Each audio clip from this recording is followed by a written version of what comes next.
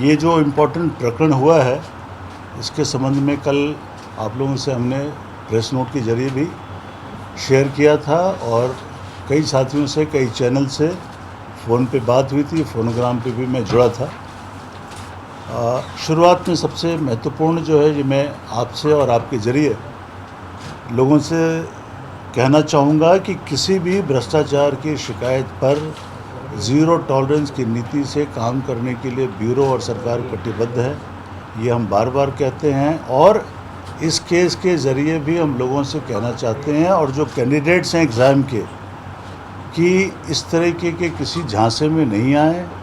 हमारा 1064 का contact number दिया हुआ है हेल्पलाइन का, उस पर इमीडिएटली हमसे संपर्क करें और इस केस के बाद लोगों का विश्वास पुख्ता होना चाहिए कि हम और हमारी टीम सक्षम है उसको किसी भी हद तक किसी भी ऊंचे से ऊंचे पद का अगर कोई झांसा देके ठगी कर रहा है या भ्रम देके लोगों से पैसे ले रहा है तो हम उसको एक्सपोज करेंगे।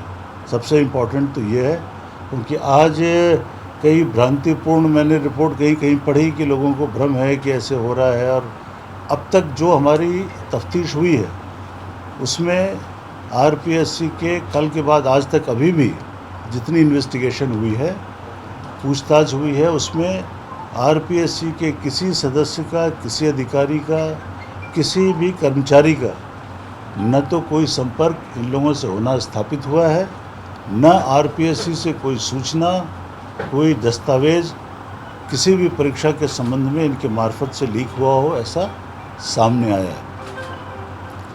कल प्रेस नोट में जो मोटी मोटी बिंदु थे वो कल हमने आपसे शेयर कर दिए थे। अब आज हमने इनको पेश करने के बाद माननीय जज साहब ने इनको 15 दिन के लिए जेसी किया है। अब हम इनका जो मोबाइल डेटा है, सीडीआर है, उसका विश्लेषण कर रहे हैं, इनके अकाउंट लेके उसका विश्लेषण करेंगे और उसमें जो भी चीज़ें तफ्तीश के लिए आएंगी उस पर तफ्तीश करके और इनको ज़रूरत होगा हम इनको पीसी पुलिस रिमांड पे लेंगे और इसके एक एक चीज़ का हम इसका खुलासा करेंगे। अभी तक गोपाल केसावत का किसी भी आरपीएससी के मेंबर से या किसी भी भर्ती प्रक्रिया की संस्था से जुड़े होने का कोई साक्ष्य, कोई इंडिकेशन हमारे पास नहीं आया। सर अभी आप बता रहे हैं जैसे इनका मोबाइल डेटा जो खंगालेंगे जी, तो आप जैसे मोबाइल डेटा के अंदर भी सर खंगाल चुके हैं जिससे अपन साबित कर सके उनका कोई रोल नहीं है आरपीएससी सदस्य का? अभी तक नहीं आया, अभी तक किसी से कोई संपर्क होना नहीं आया। सर इनको रिमांड भी नहीं लिया आपने?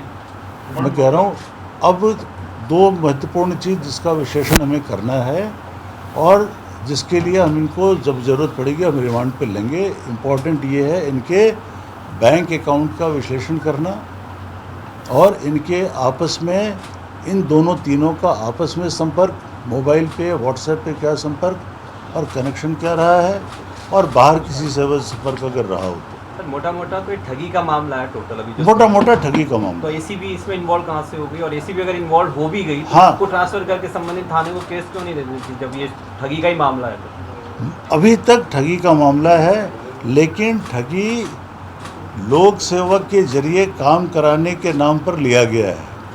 24 घंटे में हम कानूनन इस निष्कर्ष पर नहीं पहुंच सकते कि किसी पब्लिक सर्वेंट का इन्वॉल्वमेंट नहीं है। आज हम कंक्लूड करके नहीं कह सकते कि ये पीसी एक्ट इसमें इन्वॉल्व नहीं है। हमें जो शिकायत प्राप्त होती है एफआईआर के स्टेज पे जो शिकायत प्राप्त हुई है उसमें उसने ये भ्रम दिया है कि मैं आरपीएससी मेंबर से काम कराऊंगा। उससे आज तक 2 दिन का समय निकल गया। 2 दिन में हमने जो इन्वेस्टिगेशन करी है उसमें किसी पब्लिक लोक सेवक की भूमिका अभी तक सामने नहीं आई है। इन्वेस्टिगेशन इतनी जल्दी कंप्लीट नहीं होगा, सारी चीज़ उसके देखे जाएंगे कि कब इसने किसको बुलाया, जब पैसे लिए वो कहाँ जमा कराने थे, क्या इन्होंने पहले भी संपर्क किया है, इस जो अभी बीच के 2 लोग दलाल जो आए हैं इनसे इनका क्या संपर्क रहा है, उसको एक्सपोज करना इन्वेस्टिगेशन का हिस्सा है। हम उसके बाद हम जो भी साक्ष्य आएगा विश्लेषण करके निर्णय लेंगे।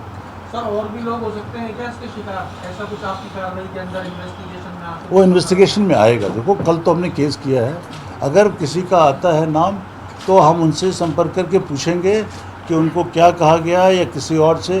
देखिए, संभव है कि कल मुकदमा दर्ज हुआ, आज अखबारों में आया ही है, अगर कोई और इनके विक्टिम अगर पीड़ित रहे होंगे तो मुझे पूर्ण विश्वास है कि वो लोग सामने आएंगे और हमारे भी इन्वेस्टिगेशन में किसी और का नाम आता है जिनको इन्होंने कांटेक्ट किया हो, तो उनसे पूछेंगे किस मामले में क्या रहा है।